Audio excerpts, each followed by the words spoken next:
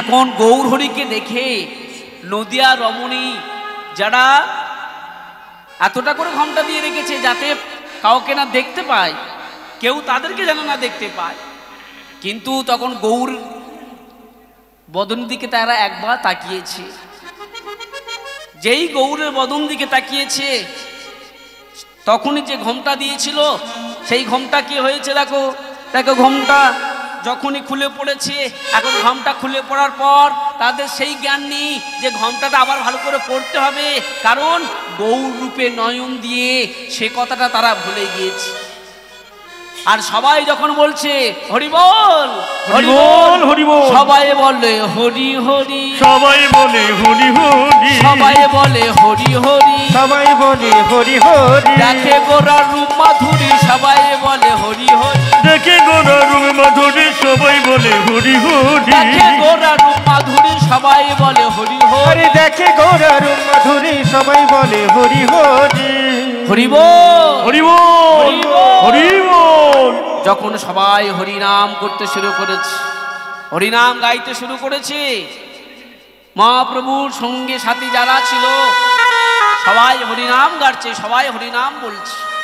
কারণ সেই জন্য তো মহাপ্রভু এই কলিকে উদ্ধার করার জন্য তো হরিনাম এনেছে।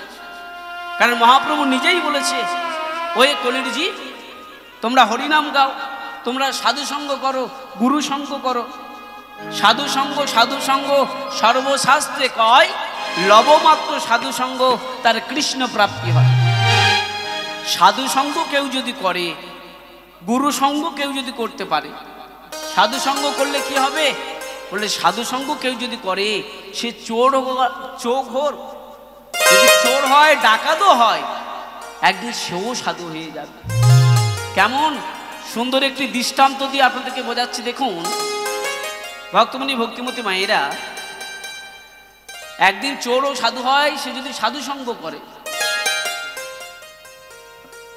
চোরও ডাকাত সেও একদিন সাধু হয় যদি সাধু সঙ্গ করে। কারণ ভক্তমণি ভক্তিমতী মায়েরা, একটি গ্রামে এক জঙ্গলে, গভীর জঙ্গলে এক ডাকাতের দল থাকত।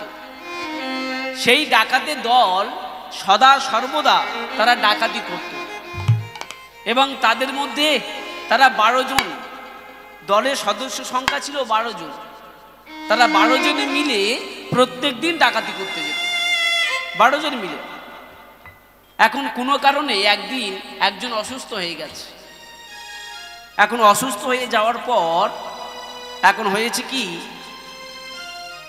দলের সর্দার বলল, দেখো আমরা তো 12 জন লোক, একজন অসুস্থ হয়ে গেছে, তাহলে এখন উপায় নেই, আজ থেকে আর এখন আমরা চুরি করতে যাব না বা ডাকাতি করতে যাব না, লোক সুস্থ হয়ে গেলে তারপরে ডাকাতি করতে যাওয়া হবে। তার মধ্যে একজন খবর এনেছি, এক গুপ্তচর খবর এনে বলে উঠল যে সর্দার শোনো সর্দার, আমরা শুনেছি বা গোপন সূত্রে খবর পেয়েছি যে ওই গ্রামে একটি বাড়িতে অনেক টাকা পয়সা সোনা জানা আছে, অন্তত টাকা কম করে 8 থেকে 10 লক্ষ টাকা আছে, আর 5 থেকে 7 ভরি সোনার গহনা আছে। গুপ্তচর খবর নিয়ে এসেছে। তাহলে যে কোনো উপায়ে যদি আমরা ডাকাতি করি, যে কোনো উপায় যদি আজকে ডাকাতি করতে পারি, তাহলে অনেক টাকা আমরা একসঙ্গে নিতে পারবো।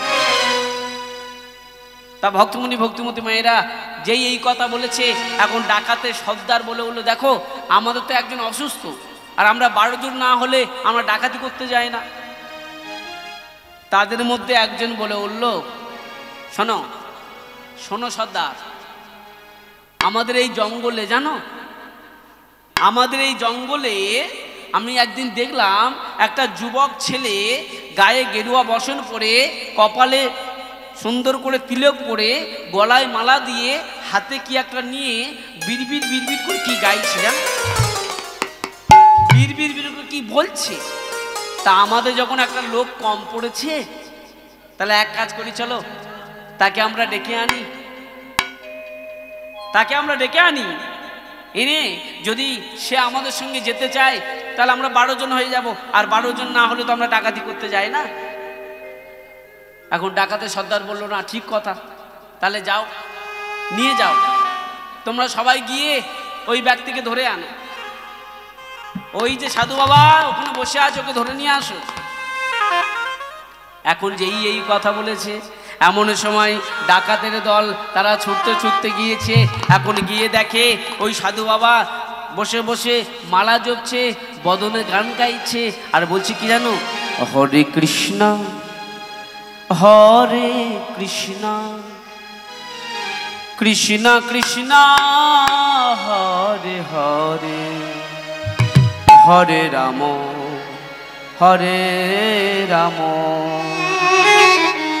রাম রাম হরে হরে। হরে কৃষ্ণ নিতাই গৌর হরি হরি হরি বল। কৃষ্ণ কৃষ্ণ হরে হরে হরে রাম হরে রাম রাম রাম হরে হরে। হরে কৃষ্ণ হরে কৃষ্ণ কৃষ্ণ কৃষ্ণ হরে হরে হরে রাম হরে রাম রাম রাম হরে হরে। বিদায় গৌর হরি হরি হরি।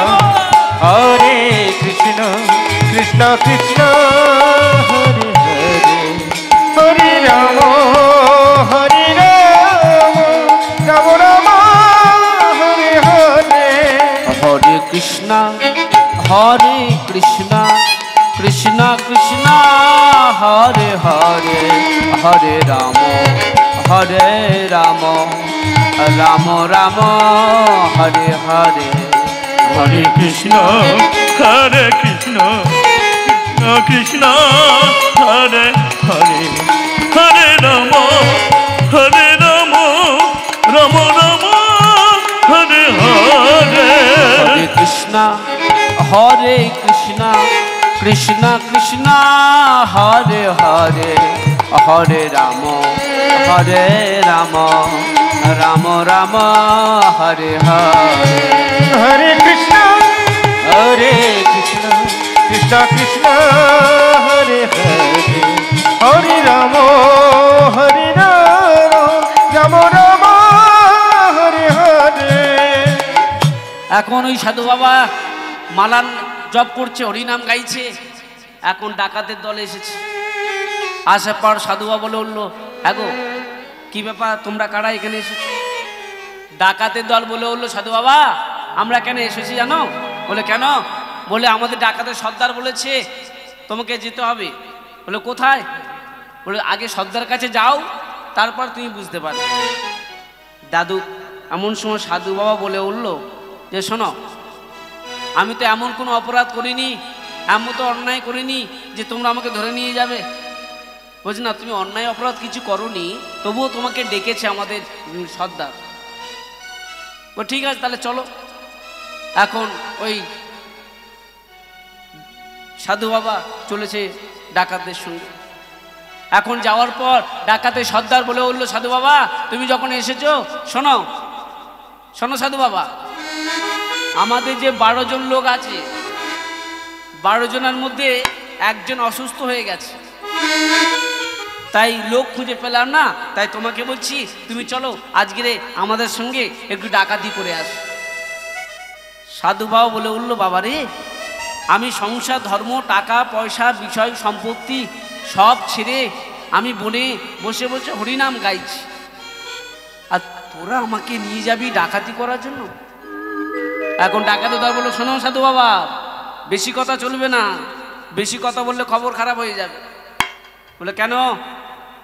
কারণ ডাকাতের দল তাদের তো আর স্বভাব তো ভালো নয়, যখন তখন যাত্রার মেরে ফেলতে পারে।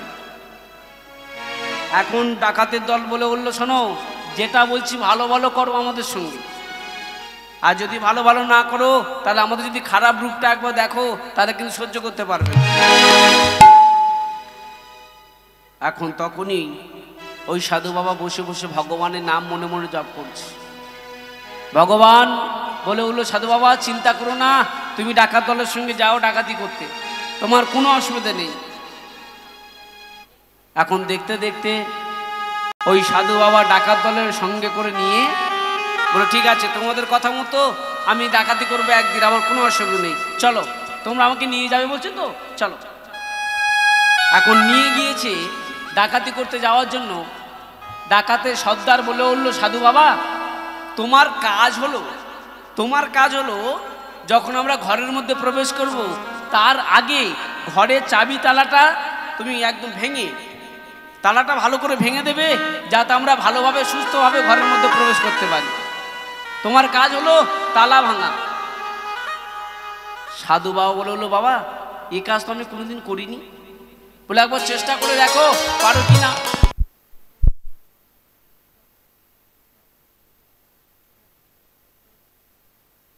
সাধু বাবা বলে উঠল, শোনো আমি তো জানি না কিভাবে তালা ভাঙতে হয়, সেটা তো আমার জানা নেই। তা বলে শোনো আমরা দেখিয়ে দেবো যেমন ভাবে তেমন ভাবে ভাঙবে। বলে ঠিক আছে। এখন সাধু বাবাকে ভালো করে শিখিয়ে দিয়েছে, শিখে নিয়ে এখন তারা গিয়েছে ডাকাতি করতে। এখন ডাকাতি করতে যেখানে গিয়েছে যে ঘরে, ঠিক তার আগে একটা ছোট্ট পাঁচিল আছে, পাঁচিলটা টপকে এপারে এসেছে। এখন আসার পর যখন ঘরের মধ্যে প্রবেশ করবে তার আগে এমন সময় দেখতে পেল ওই ঘর থেকে একটা বাচ্চা ছেলে বাইরে বেরিয়েছে। বাচ্চা ছেলেটা বাইরে বেরিয়েছে কেন না, প্রস্রাব করতে যাওয়ার জন্য বাইরে বেরিয়েছে। যেই বেরিয়েছে এমন সময় ওই সাধু বাবা ইশারা করেছে ডাকাতের দলকে, চলে এসো তোমরা। ডাকাতের দল একদম এক এক করে সব প্রবেশ করেছে ঘরের ভিতরে। ঘরের ভিতরে প্রবেশ করে সমস্ত টাকা পয়সা গয়না বিষয় সম্পত্তি একদম মোটামুটি যা ছিল কিছু আর রাখেনি, সব নিয়ে চলে এসেছে। এখন আসার পর দেখতে দেখতে সকাল হয়ে গেছে। ওই জঙ্গলে সবাই নিজের মধ্যে একদম টাকা পয়সা গয়না যা আছে সব ভাগাভাগি করতে শুরু করলো। সবাই ভাগাভাগি করছে, সবাইকে সমান ভাগে ভাগ দেওয়া হবে। এখন যখন ভাগাভাগি শুরু হয়েছে, সবাইকে যখন সমান ভাগ দিচ্ছে, যেই সাধু বাবাকে দিচ্ছে, সাধু বাবা এই নাও তোমার ভাগটা তুমি নাও। তখন সাধু বাবা দুটি কর জোরে অনুরোধ করে বলে উঠল, তোমরা শোনো, এই ভাগ আমার লাগবে না, এ টাকার ভাগ, এ সোনার ভাগ, এ আমার লাগবে না। এই ভাগটা তোমরা সবাই সমান ভাগে ভাগ করে নাও, আর আমাকে ছেড়ে দাও, আর আমি ডাকাতি করতে যাব না তোমাদের সঙ্গে। তোমাদের সঙ্গে আমি আর ডাকাতি করতে যাব না, ছেড়ে দাও আমাকে। এমন সময় ওই ডাকাত দলে থেকে একজন বলে উঠল যে, শোনো ডাকাত সর্দার, শোনো আমরা প্রত্যেক দিন যখন ডাকাতি করতে যাই, হয় কাউকে না কাউকে মারতে হয়, না খুন করতে হয়, নয় কাউকে বেঁধে রাখতে হয়, কিন্তু আজকের একটা জিনিস লক্ষ্য করেছো? বলে কি? বলে আজকের আমরা যখন ডাকাতি করতে গেলাম একদম সহজ সরল ভাবে আমরা ঘরের মধ্যে প্রবেশ করে গেলাম, কাউকে মারতে হলো না, কাউকে ধরতে হলো না, কাউকে মারতে হলো না, আমরা আপন ইচ্ছা সহজ সরল ভাবে ঘরের মধ্যে প্রবেশ করলাম। তাই বলি কি, শোনো এক কাজ করো, ওই যে সাধু বাবা আছে না, ওকে একাবারের জন্য রেখে দাও আমাদের দলে, একাবারের জন্য আমাদের দলে রেখে দাও। সাধু বাবা তখন বলে উঠল, ডাকাত সর্দার শোনো, শোনো সর্দার, আমি সংসার ধর্ম সমস্ত কিছু ছেড়ে, টাকা পয়সা বিষয় সম্পত্তি সব ছেড়ে আমি গোবিন্দের চরণ আশ্রয় নেওয়ার জন্য এই জঙ্গলে আমি এসেছি, কিন্তু তোমরা আমার দ্বারা ডাকাতি করাচ্ছ, চুরি করাচ্ছ, আমি আর তোমার সঙ্গে থাকবো না। তখন বলে, দেখো যদি না থাকো তুমি হয় আমাদের সঙ্গে থাকবে, না তো তোমার আর এই পৃথিবীতে থাকার অধিকার নেই। হয় তুমি আমাদের সঙ্গে থাকবে, না তো এই পৃথিবীতে থাকা তোমার আর অধিকার নেই। মানে বুঝতে পারছেন, তুমি আর এই পৃথিবীতে থাকতে পারবে না, তোমাকে আমরা মেরে দেব। এখন ডাকাতের ধর যখন এই কথাটা বলেছে, যখন এই কথা বলেছে, এমন সময় যেই এই কথা বলে উঠল তখনই সাধু বাবা বলে উঠল, শোনো তোমরা কি চাইছো বলো তো, তোমরা আমার কাছে কি চাইছো?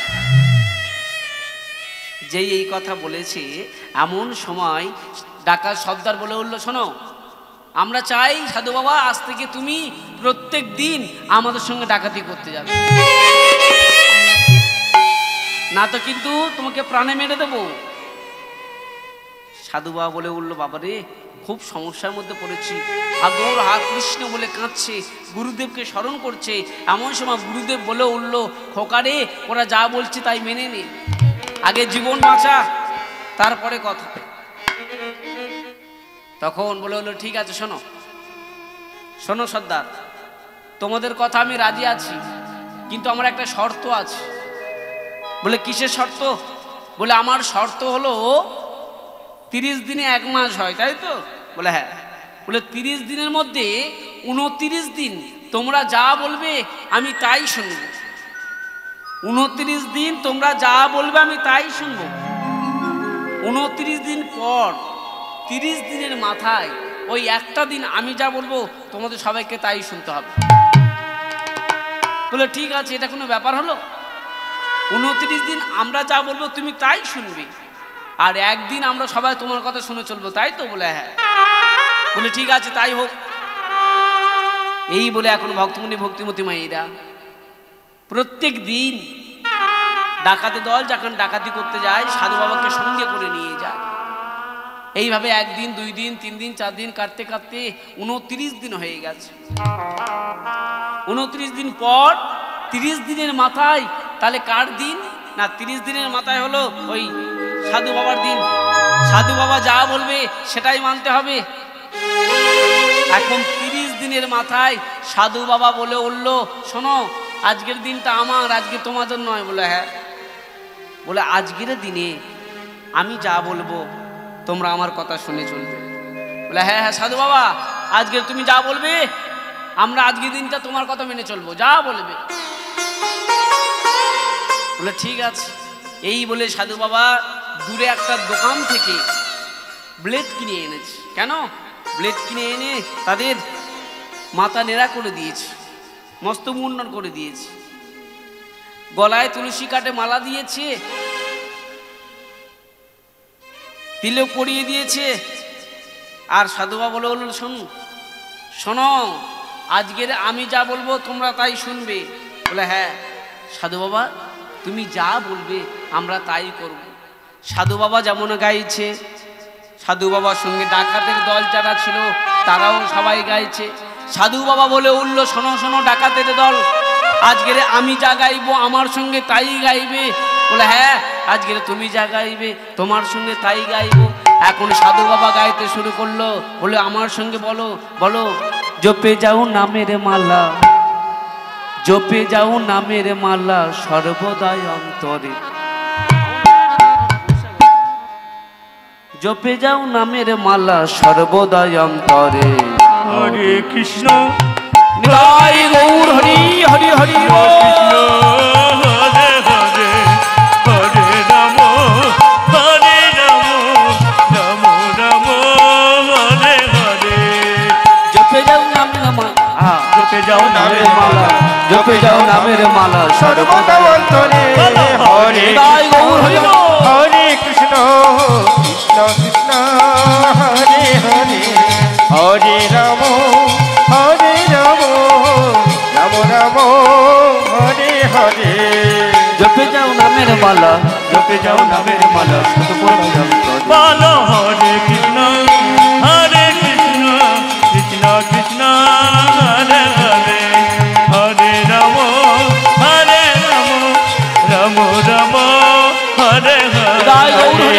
এই নামে যে বাবা জীবন রচনায় কামনা বাসনা তারি দূরে সরে যায়। এই নামে যে বাবা জীবন রচনায় কামনা বাসনা সবে দূরে চলে যায়। আরে এই নামে যে বাবা জীবন রচনায় কামনা বাসনা তারি দূরে সরে যায়। এই নামে যে বাবা জীবন রচনায় কামনা বাসনা সবে দূরে চলে যায়। এই নামের গুণে অন্ধ জানে দেখতে সবই পারে। নামের গুণে অন্ধ জলে দেখতে সবই পারে নামের গুণে পঙ্গু জলে নামের গুণে পঙ্গু জলে গিরি লঙ্ঘন করে হরে কৃষ্ণ কৃষ্ণ কৃষ্ণ হরে হরে হরে রাম রাম রাম হৃদয় গৌর হরে জপে যাই নামের মালা জপে যাই নামের মালা সর্বদা অন্তরে হরে কৃষ্ণ কৃষ্ণ কৃষ্ণ হরে হরে হরে রাম রাম রাম হরে হরে এই নাম যে বা ভজে মনোরসনা হরিবল হরিবল কামনা বাসনা সবে দূরে সরে যায় এই নাম যে বা ভজে মনোরসনা কামনা বাসনা সবে দূরে চলে যায় এই নাম যে বা ভজে মনোরসনা কামনা বাসনা সবে দূরে সরে যায় এই নামে যে বা ভজে মনোরসনা কামনা বাসনা তারে দূরে সরে যায় নামের গুণে অন্ধজনে দেখতে সবই পারে নামের গুণে অন্ধজনে দেখতে সবই পারে নামের গুণে পঙ্গুজন নামের গুণে পঙ্গুজন গিরি লঙ্ঘন করে হৃদয় গৌর হরি হরি হরি কৃষ্ণ কৃষ্ণ হরে হরে হরে রাম রাম রাম হরে হরে জপে যাও নামের মালা জপে যাও নামের মালা জপে যাও নামের মালা সর্বদম করে হরে কৃষ্ণ কৃষ্ণ কৃষ্ণ হরে হরে হরে রাম হৃদয় গৌর হরি হরি হরি হরি হরে কৃষ্ণ কৃষ্ণ কৃষ্ণ হরে হরে হরে রাম রাম রাম হরে হরে ভক্তিমতী মায়েরা এমন সময় দেখতে দেখতে ওই সাধু বাবা যেমন হরিনাম গায় সাধু বাবার সঙ্গে যত ডাকাতের দল ছিল তারাও হরিনাম গাইছে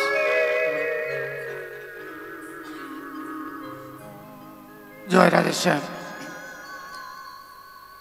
গৌরাঙ্গ সুন্দর দাসের সুমধুর কীর্তন শুনিয়া আমাদের মহোৎসব পাড়ার নিবাসী শ্রীমান অশোক দাস ওরফে অশোক কান্ডারি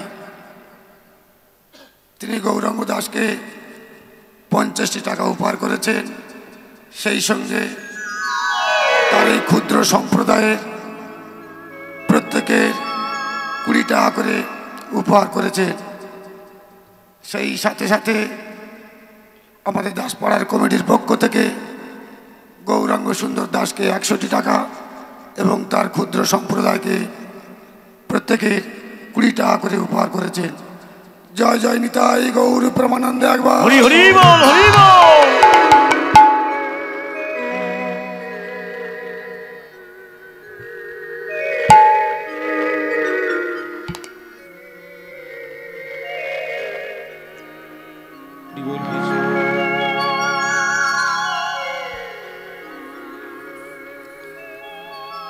ভক্তিমতী মায়েরা এখন সাধু সঙ্গ করে হরিনাম গাইতে শুনেছে হরিনাম গাইতে গাইতে সাধু বাবা যেমন গাইছে যেমন বলছে এখন ডাকাতের দল ঠিক তেমন হরিনাম গাইছে গাওয়ার পর ভগবানের কেমন লীলা দেখুন ভগবানের কেন কৃপা দেখুন এখন হয়েছে কি হরিনাম গাওয়ার পর একজন খবর এনেছে শোনো শোনো সাধু বাবা আজকের এই রাজ্যের রাজা তিনি একটা বড় যজ্ঞ করছে এই যজ্ঞে সবাইকে নিমন্ত্রণ করেছে আপনারাও তো সাধু কি বাবা তারা তো ছিল ডাকাত এখন সাধুর বেশ ধারণ করেছে আসলে তো তারা সাধু নয় বলে তোমরা তো সাধু তা তোমরা যদি সাধু হও তোমাদেরকে নিমন্ত্রণ করার জন্য আমাকে পাঠিয়েছে রাজা মহাশয় তা কালকেরে রাজার গৃহে হরে কৃষ্ণ হরিনাম যজ্ঞ হবে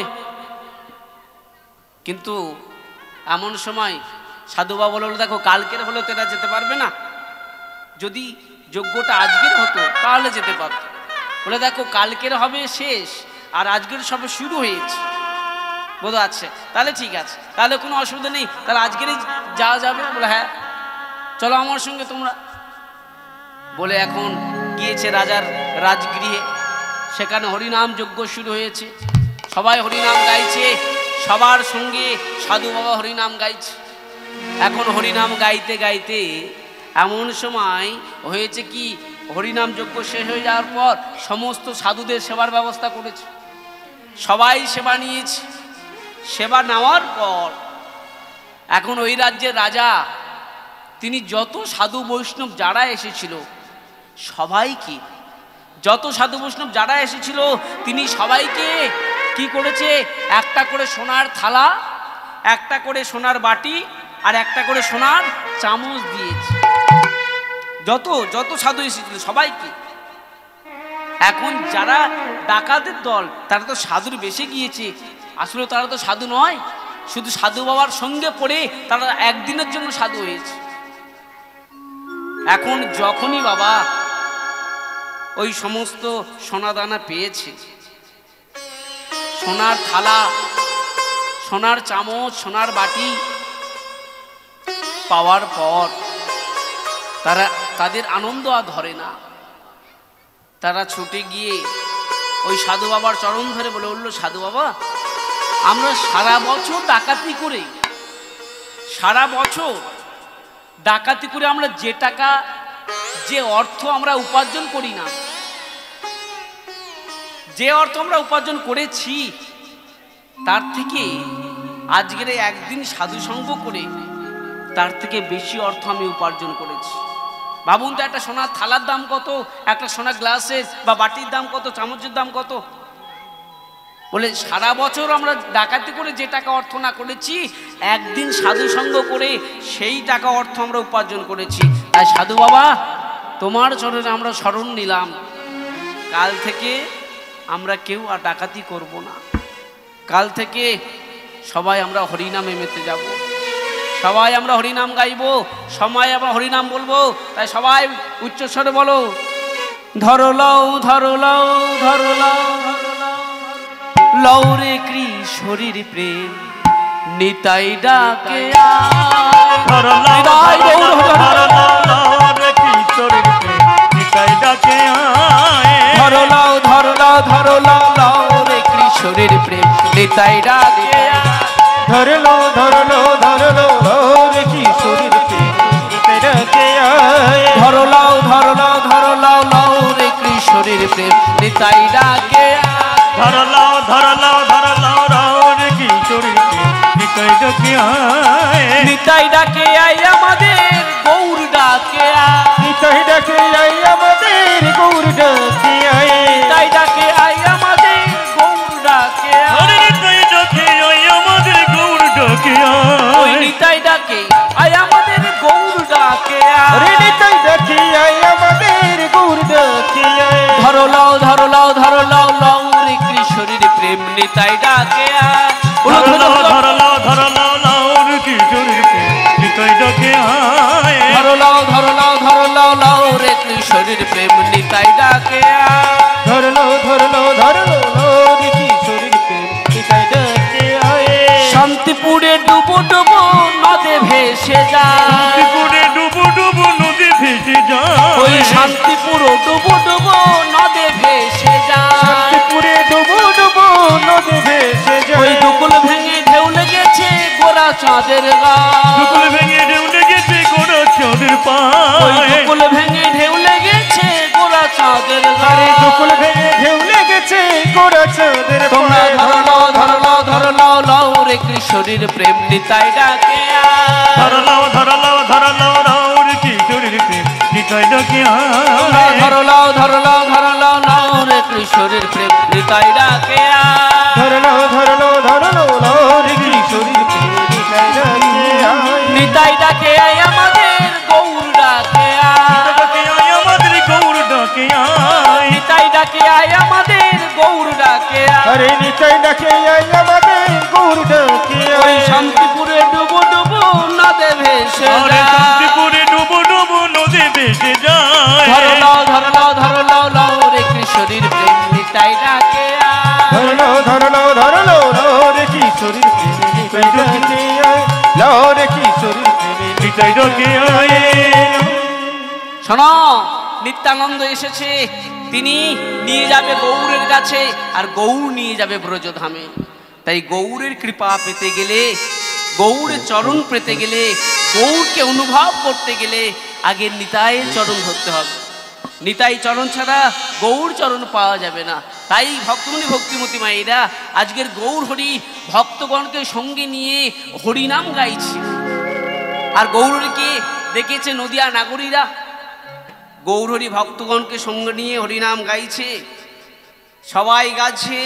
তাদের মাঝখানে দুটি বাহু, হেমদণ্ড বাহু তুলে মহাপ্রভুও গাইছে। সবাইকে আহ্বান করছে, তোমরা সবাই এসো, তোমরা সবাই এসো, আমরা একসঙ্গে হরিনাম গাই, আমরা একসঙ্গে হরিনাম বলি, সবাই এসো। মহাপ্রভু আহ্বান করছে, এসো আমাদের সঙ্গে। রাধে মহাপ্রভু বলল, শোনো আমার সঙ্গে এসো, সবাই আমরা একসঙ্গে উচ্চস্বরে বলি, এসো ভাই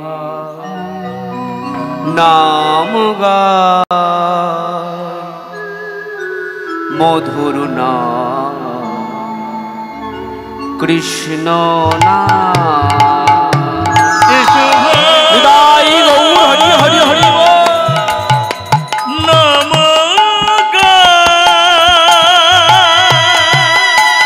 মধুর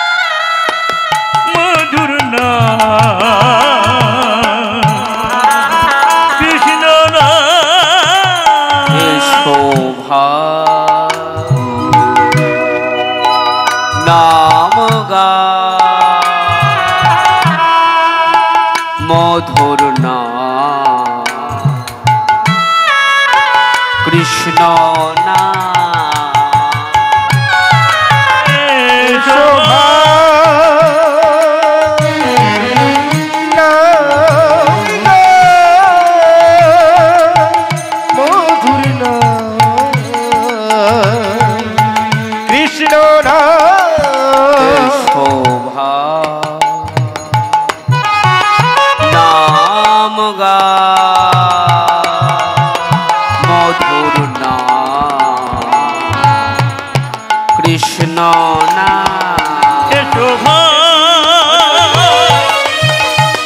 নাম মধুর নাম কৃষ্ণ দূরে যাবে ত্রিতাপ জ্বালা,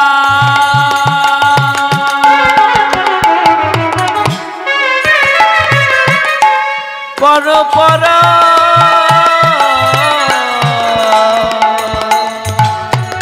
নামের মালা, দূরে যাবে ত্রিতাপ জ্বালা,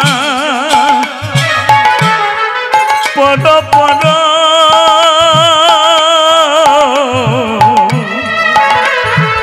নামের মালা,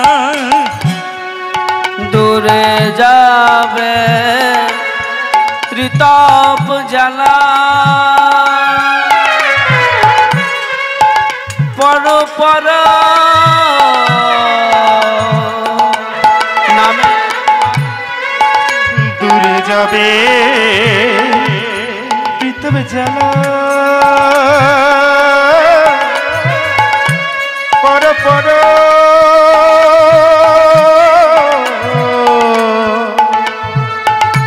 নামের মালা, এসো ভাই নাম গায় মধুর নাম কৃষ্ণ নাম। এসো ভাই হৃদয় গৌর হরি হরি হরি কৃষ্ণ নাম, এসো ভাই নাম গায়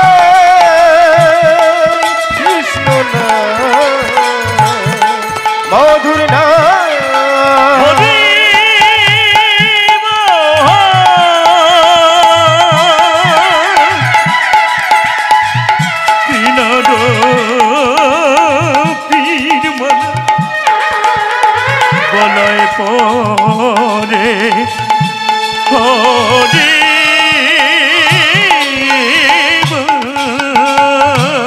ভক্তমণি ভক্তিমতী মায়েরা, তাই এই গৌরের কথা আমরা আস্বাদন করলাম অনেকক্ষণ। তাই চলুন সবাই শ্রীধাম বৃন্দাবনে, আর বৃন্দাবনে গিয়ে একটি ছোট্ট আমরা লীলা আস্বাদন করি। সময় বেশি নাই, এরপর আরও ভালো ভালো কীর্তনীয় আছে, তারা কীর্তন পরিবেশন করবে। তাই চলুন সবাই মিলে সেই বৃন্দাবনে প্রেম সে বলিয়ে বৃন্দাবন ধাম কি জয়, শ্যাম সুন্দর কি জয়, শ্যাম সুন্দর কি জয়, শ্রীমতী রাধা রানী কি জয়, রাধা রানী কি জয়। সেই রাধা নাম নিয়ে সবাই চলুন বৃন্দাবনে। রাধে রাধে বলে দুটি বাহু তুলে, রাধে রাধে বলে দুটি বাহু তুলে, চলো যাই মধুর বৃন্দাবন, চলো যাই মধুর বৃন্দাবন, চলো যাই মধুর বৃন্দাবন। তাই গৌর হরি হরি মুখে রাধে রাধে বলে দুটি বাহু তুলি, রাধে রাধে বলে দুটি বাহু তুলি, চলো যাই মধুর বৃন্দাবন, চলো যাই মধুর বৃন্দাবন, চলো যাই মধুর বৃন্দাবন।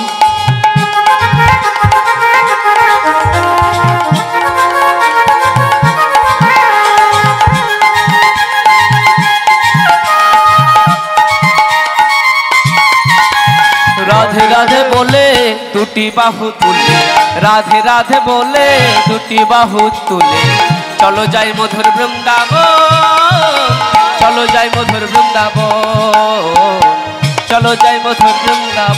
উলুধ্বনি হরি হরি। একবারে রাধে রাধে বলে বাহু তুলে, রাধে রাধে বলে দুটি বাহু তুলে, চলো যাই মধুর বৃন্দাবন, চলো যাই মধুর বৃন্দাবন, চলো যাই মধুর বৃন্দাবন। রাধে রাধে বলে দুটি বাহু তুলে, রাধে রাধে বলে দুটি বাহু তুলে, চলো যাই মধুর বৃন্দাবন, চলো যাই মধুর বৃন্দাবন, চলো যাই মধুর বৃন্দাবন। উলুধ্বনি হরি হরি।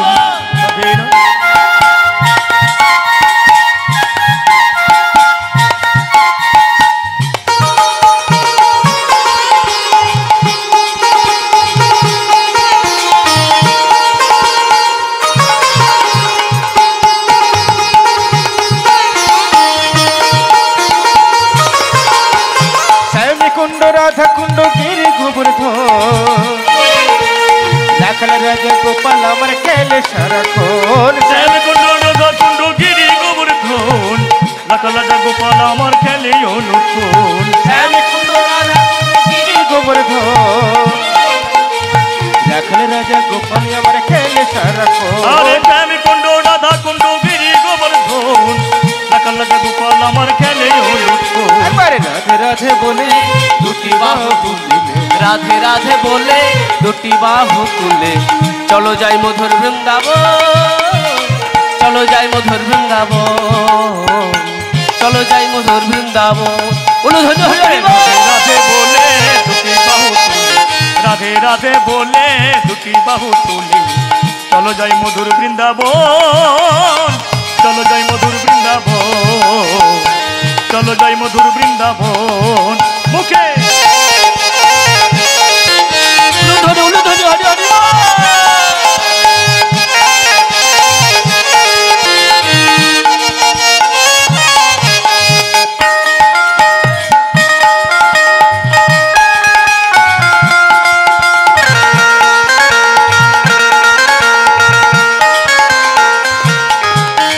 ললিতা বিশাখা, ও ললিতা বিশাখা, ললিতা বিশাখা আদি যত সখী গো,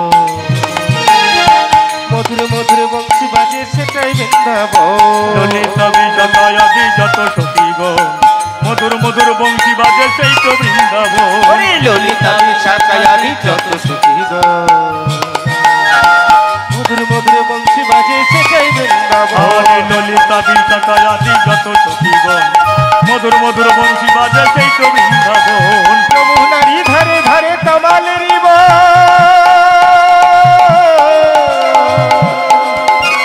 যমুনারি ধারে ধারে তমালের মধুর মধুর বংশী বাজে সেটাই বৃন্দাবন। রাধে রাধে বলে দুটি বাহু তুলে, রাধে রাধে বলে দুটি বাহু তুলে, চলো যাই মধুর বৃন্দাবন, চলো যাই মধুর বৃন্দাবন, চলো যাই মধুর বৃন্দাবন।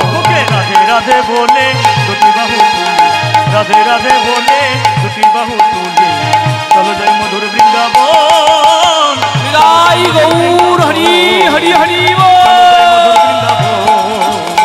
চলো যাই মধুর বৃন্দাবন, চলো যাই মধুর বৃন্দাবন। প্রেম से बोले वृंदावन धाम की জয়, श्याम सुंदर की জয়, श्रीमती राधा रानी की জয়, राधा रानी की জয়। বাহ বাহ।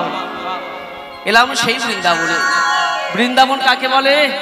যেখানে হয় হরিনাম সংকীর্তন সেই তো বৃন্দাবন, যেখানে হয় সাধুগুরু বৈষ্ণবের আগমন সেই তো বৃন্দাবন, যেখানে হয় আপনাদের ভক্তের আগমন সেই তো বৃন্দাবন, যেখানে হয় তুলসী বৃক্ষরোপণ সেই তো বৃন্দাবন।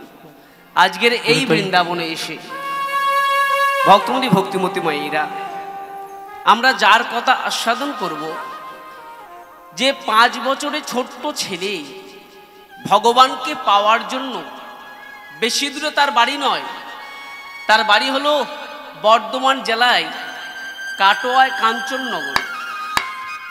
ওই বর্ধমান জেলার ছোট্ট ছেলে, 5 বছরের ছেলে ভগবানকে পাওয়ার জন্য ওই বর্ধমান থেকে হেঁটে তিনি গিয়েছিলেন বৃন্দাবনে।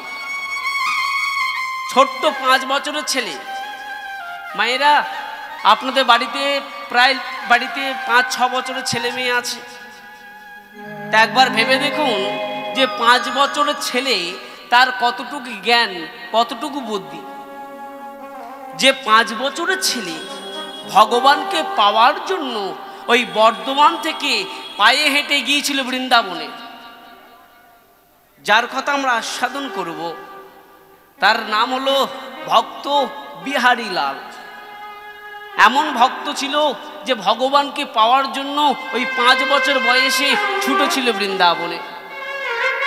সেই ভক্ত, তার কথা আস্বাদন করতে হলে আগে আমাদের জানতে হবে তার পূর্বের কথা। জন্ম হোক যথা তথা, কর্ম হোক ভালো। জন্ম তোমার যেখানে হোক না কেন, কর্ম যেন তোমার ভালো হয়। ভগবান কৃষ্ণ তার জন্ম হয়েছিল কোথায়? কংসের কারাগারে। কিন্তু জন্ম তোমার যেখানে হোক না কেন, কর্ম যেন তোমার ভালো হয়। তাই ওই বিহারীলালের তখন জন্ম হয়নি। তার বাবা মা অর্থাৎ পিতার নাম হলো দ্বিজ ঘোষ আর মা হলো মায়াবতী। তখন বিহারীলালের জন্ম হয়নি। স্বামী স্ত্রী দুজনের সংসার। পিতা হলো দ্বিজ ঘোষ আর মা হলো মায়াবতী। স্বামী স্ত্রী দুজনেই প্রত্যেক দিন গোবিন্দের মন্দিরে যায়, প্রত্যেক দিন কাঁদে, হা গৌর হা কৃষ্ণ বলে। কেন? একটি সন্তান পাওয়ার আশা। প্রভু গো,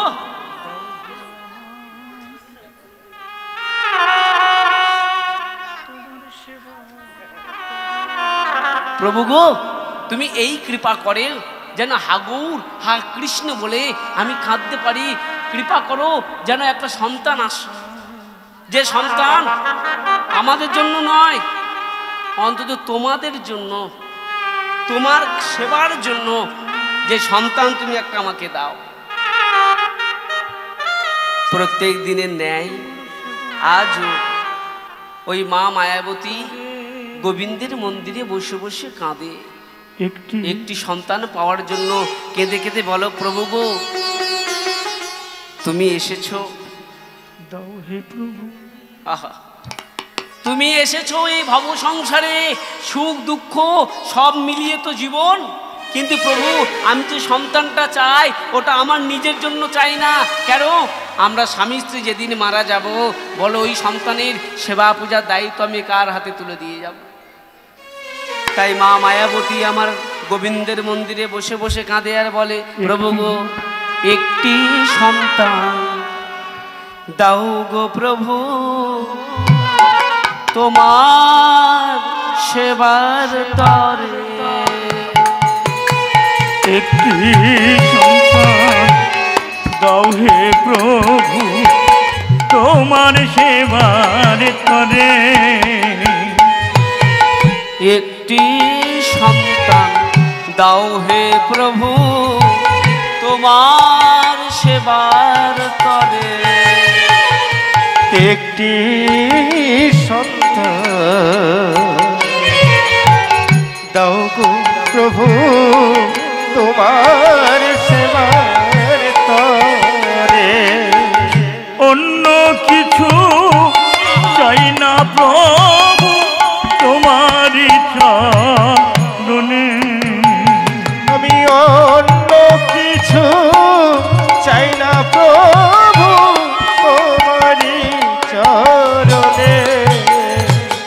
অন্য কিছু চাই না আমি তোমারই চরণে।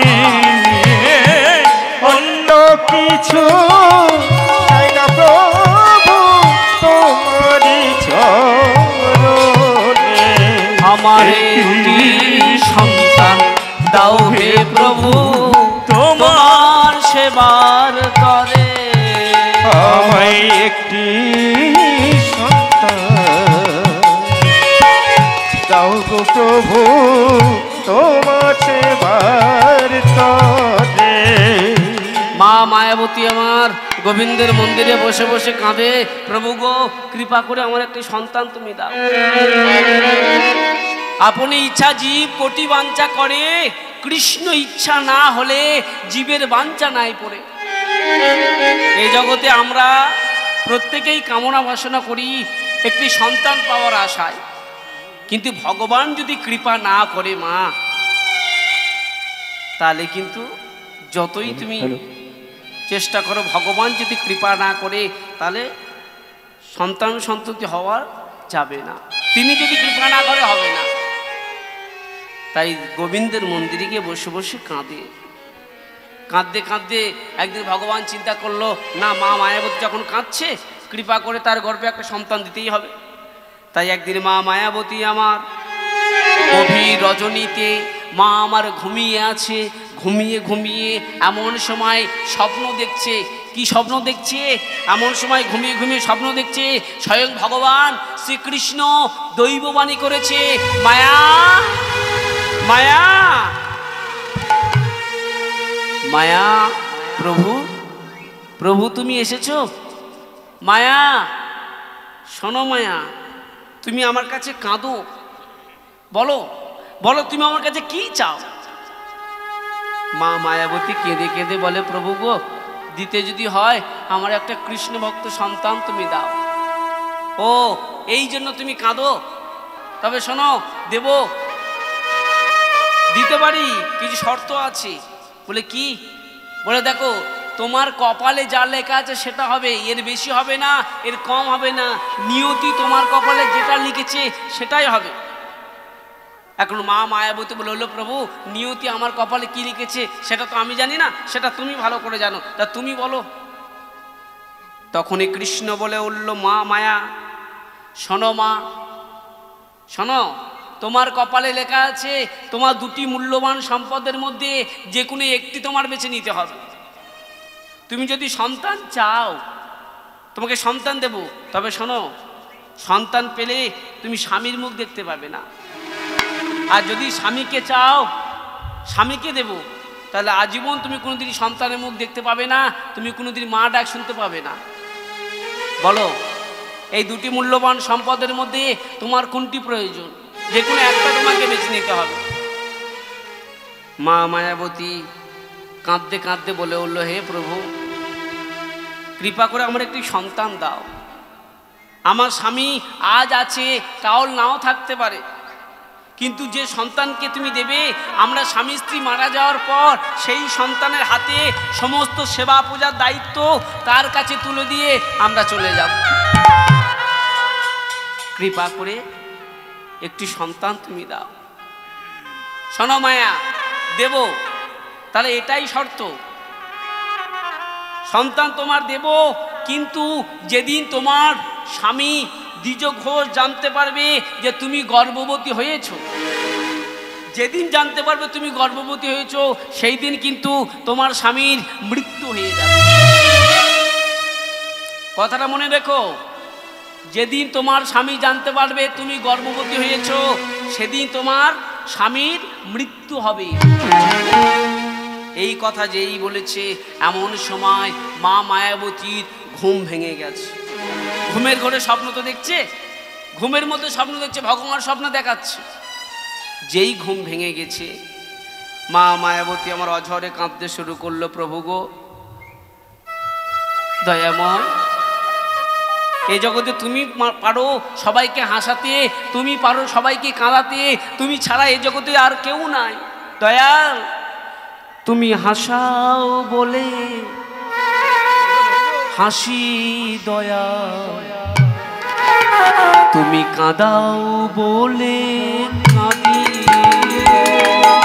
হাসাও বলে হাসি দয়া, হাসাও বলে হাসি দয়া, কাঁদাও বলে কাঁদি। ফোটাও বলে ফুটি দয়াল, ঝরাও বলে ঝরি। তুমি হাসাও বলে হাসি দয়া, কাঁদাও বলে কাঁদি। হাসাও বলে হাসি দয়া, কাঁদাও বলে কাঁদি। তুমি ফোটাও বলে ফুটি দয়া, তুমি ঝরাও বলে ঝরি। তুমি ফোটাও বলে ফুটি দয়াল, ফোটাও বলে ফুটি দয়াল, ঝরাও বলে ঝরি। হাসাও বলে হরি হরি কাঁদাও বলে কাঁদি। তুমি হাসাও বলে কাঁদি দয়াল, হাসাও বলি। অন্তপুরীর খবর আমার নাই জানা গো প্রভু, তোমার অন্তপুরীর খবর আমার নাই জানা গো প্রভু। নিজের হাতে ভাঙো দয়াল, নিজের হাতে ভাঙো দয়াল, মুদি চোখে চাবি। ফোটাও বলে ফুটি দয়াল, ঝরাও বলে ঝরি। ফোটাও বলে ফুটি দয়াল, ঝরাও বলে ঝরি। ভক্তমণি ভক্তিমতী মায়েরা, মা মায়াবতী গোবিন্দের মন্দিরে কাঁদে। এখন ভগবান এই শর্ত দিয়েছে, মা মায়াবতী এই চিন্তা করে, আর চিন্তা যখন করে, দেখতে দেখতে দিন অতিবাহিত হয়ে যাচ্ছে, মাস অতিবাহিত হয়ে যাচ্ছে। 1 মাস 2 মাস করে মা মায়াবতীর গর্ভপ্রকাশ হতে শুরু করেছে। ভগবানের শর্ত আছে, যেদিন তোমার স্বামী জানতে পারবে যে তুমি গর্ভবতী হয়েছ, সেদিন কিন্তু স্বামীর মৃত্যু হয়ে যাবে। 1 মাস 2 মাস করে গর্ভপ্রকাশ হতে শুরু করেছে। এবার বলুন তো মায়েরা, একটি মা তার গর্ভ কত বছর কত মাস আর লুকিয়ে রাখতে পারে? বেশি মাস নয়, জোর 4 মাস 5 মাস 6 মাস, তারপরে তো গর্ভপ্রকাশ বোঝা যায়। এইভাবে যখন 1 মাস 2 মাস করে অতিক্রান্ত হয়ে যাচ্ছে, প্রত্যেক দিন দ্বিজ ঘোষ কাঁধে ভিক্ষার ঝুলি নিয়ে গ্রামে যায় ভিক্ষা করতে। দ্বিজ ঘোষ কাঁধে ভিক্ষার ঝুলি নিয়ে গ্রামে যায় ভিক্ষা করতে। সেই সকালবেলা যায় আর সন্ধ্যাবেলায় আসে। আর মা মায়াবতী নানান অজুহাত দিয়ে প্রত্যেক দিন ঘুমিয়ে পড়ে। এখন দেখতে দেখতে এইভাবে 1 মাস 2 মাস করে অতিবাহিত হয়ে যায়। প্রত্যেক দিনের ন্যায় আজকেরও দ্বিজ ঘোষ কাঁধে ভিক্ষার ঝুলে নিয়ে বদনে নাম গাইতে গাইতে চলেছে। বদনে হরিনাম গাইছে আর ভিক্ষা করছে গ্রামে গ্রামে। আরে বদনে গাইছে, পথ চলিতে আর বলিতে তোমরা গাও হো কৃষ্ণ নাম, মধুর নাম হরি নাম। কৃষ্ণ নাম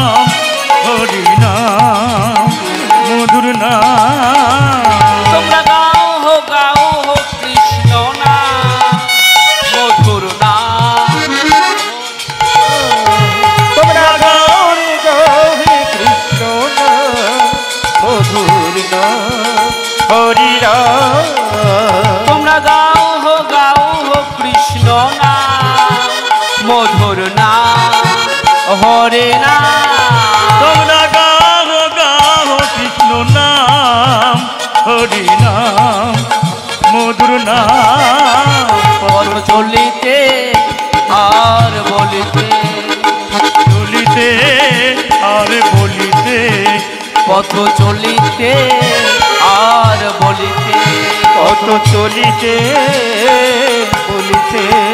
তোমরা গাও হো কৃষ্ণ নাম মধুর নাম হরে নাম। হৃদয় গৌর হরে গাও গাও নাম হরি নাম মধুর নাম। তোমরা গাও হো কৃষ্ণ নাম মধুর নাম হরে নাম।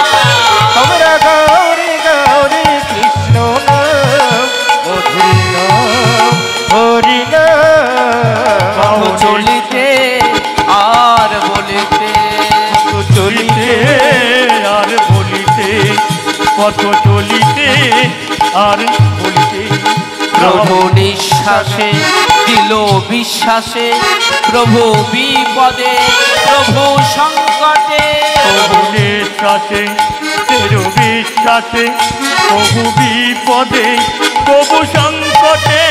প্রভু নিঃশ্বাসে দিল বিশ্বাসে, প্রভু বিপদে প্রভু সংকটে, বিশ্বাসে দৃঢ় বিশ্বাসে প্রভু বিপদে প্রভু সংকটে। তোমরা গাও হো কৃষ্ণ নাম মধুর নাম হরি নাম। তোমরা গাও গাও কৃষ্ণ নাম মধুর নাম হরি নাম। তোমরা গাও হো কৃষ্ণ নাম মধুর নাম হরে নাম। তোমরা গাও হে কৃষ্ণ নাম মধুর নাম হরি নাম। পথ চলিতে আর বলিতে, হৃদয় গৌর হরি হরি হরি হরি বল। পথ চলিতে আর বলিতে, পথ চলিতে আরে বলিতে। দ্বিজ ঘোষ গ্রামে ভিক্ষা করতে করতে চলেছে। এখন প্রত্যেকদিন সকালবেলা যায় আর সন্ধ্যাবেলায় আসে, কিন্তু আজকের ভগবানের কেমন কৃপা দেখুন মায়েরা। সকালবেলা যায়, এখন সন্ধ্যাবেলা না এসে মধ্যাহ্ন সময় অর্থাৎ দুপুরবেলা এসেছে। এখন দুপুরবেলা এসে দেখে নিজের স্ত্রী মা মায়াবতী ঘরের কাজ করছে। এখন দ্বিজ ঘোষ এসে দেখতে পেল স্ত্রী ঘরের কাজ করছে, স্ত্রী গর্ভবতী, সেটা আমি জানি না। এত মাস হয়ে গেছে, আমি জানি না আমার স্ত্রী গর্ভবতী হয়েছে। গোবিন্দের কৃপায়, ভগবানের কৃপায়, কিন্তু আমি তো জানি না। তাই দ্বিজ ঘোষ কেঁদে কেঁদে বলে উঠল, মায়া মায়া, তুমি যে গর্ভবতী হয়েছ, ওই এই আনন্দের কথা তুমি তো আমাকে আগে বলনি। তুমি যে মা হবে, আমি যে বাবা হব, এটা আনন্দের খবর, তুমি বলনি কেন? যেই এই কথা বলেছে, সঙ্গে সঙ্গে ছুটে গিয়ে মাত্রে স্বামীর বদনখানা চেপে ধরেছে। শোনো শোনো শোনো, এ কথা তুমি বলো না। বলে কেন?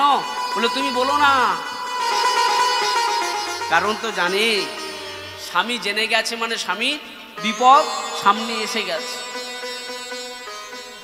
তখন দ্বিজ ঘোষ কাঁদতে কাঁদতে বলে উঠল, মায়া কেন? আমি কি অন্যায় করেছি? কোনো অপরাধ করেছি? বলে না স্বামী গো, তুমি বুঝতে পারছো না, বিপদ সামনে আমাদের চলে এসেছে। বলে কি হয়েছে? স্বামী স্ত্রী কথা বলতে বলতে এমন সময় ওই দ্বিজ ঘোষ আস্তে আস্তে করে ওই মাটিতে লুটিয়ে পড়েছে। স্ত্রী ছুটে গিয়ে স্বামীর হাতখানা যেই ধরেছে, দেখতে পেল সারা শরীর শীতল হয়ে গেছে। নাসিকায় যেই হাত দিল, দেখতে পেল নিঃশ্বাস চলছে না, প্রশ্বাস চলছে না। চিৎকার করে কাঁদতে শুরু করলো, দয়াময় দয়াময়,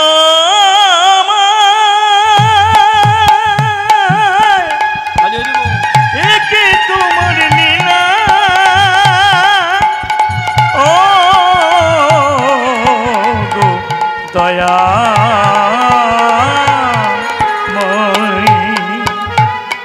ছুটে গিয়ে পাশে ছিল গোবিন্দের মন্দির, কাঁদতে কাঁদতে বলে উঠল, প্রভু তুমি এ কি করলে?